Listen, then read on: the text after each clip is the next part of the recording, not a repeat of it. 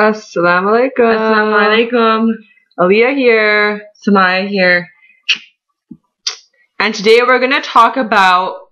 What we're going to talk about? We're going to talk about how to survive in Igloos. No.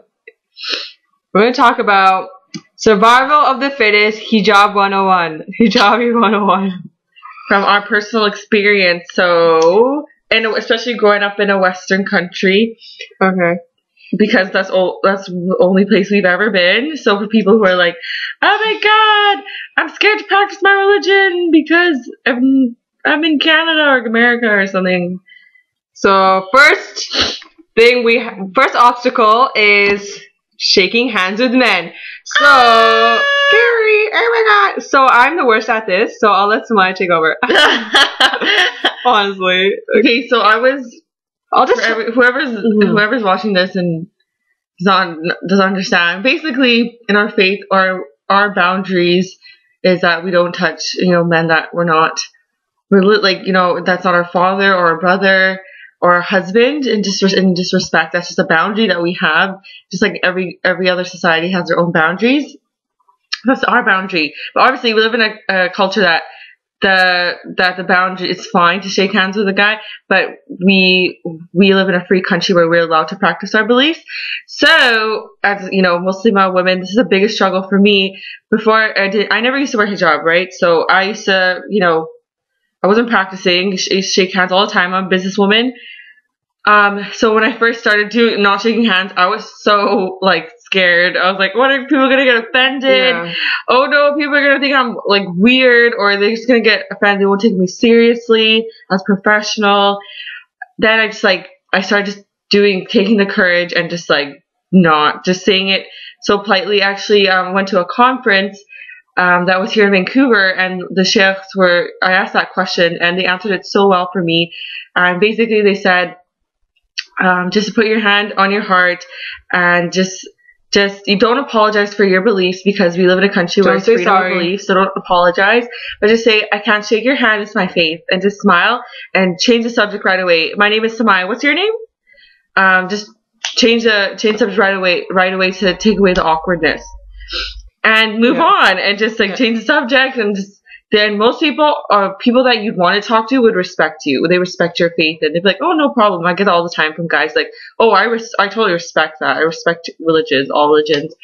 And that's awesome. But if someone's rude, then I don't want to talk to you anyway. Mm-hmm. I don't want to associate with people that disrespect people's beliefs anyway. So exactly. So don't feel bad. People understand. I mean, you're not going to offend anyone. And if they do feel offended, then they're not respecting you and your religion. Yeah. So don't feel bad. I know it's a hard obstacle to overcome, but just take it one step at a time, one person at a time, whatever is easiest for you. But yeah, thanks, Samaya. No worries. So what else is in this? So what's something that you struggled with, growing up here?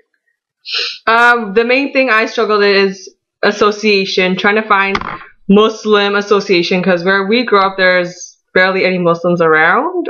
I don't know. But personally, I wasn't all religious back in the day, so I got with the wrong crowd. Not necessarily the super bad kids, but they did do bad things. So, I mean, if you're trying to find that good association, you have to go out there and look for it yourself, really. Go join community things, go to the mosque, volunteer. You have to go out and be willing to find those people as well, So, yeah, just look for the Muslim community in your area. And not necessarily okay, I'm only going to hang out with Muslim people, but I mean, if you want to become a better Muslim, a better better Muslim, better practicing Muslim, the number one thing is you are who you associate with, so you kind of want to have Muslim influence around you, because, if you're hanging out with people who are drinking, partying, that's what you're going to end up doing. So, gotta find that Muslim association to stronger yourself as a Muslim, and you just help each other strengthen your faith together. So, which is awesome, if it's time to pray, look at each other, be like, oh, yeah, it's time to pray. But when you hang with non-Muslim people, you kind of have to explain to them, okay, just give me this 5 minutes. I need to go run a mall, I gotta find a change room. And don't be scared to do that. You're in the mall and it's time to pray. You go find your change room and you pray in that change room. Yeah.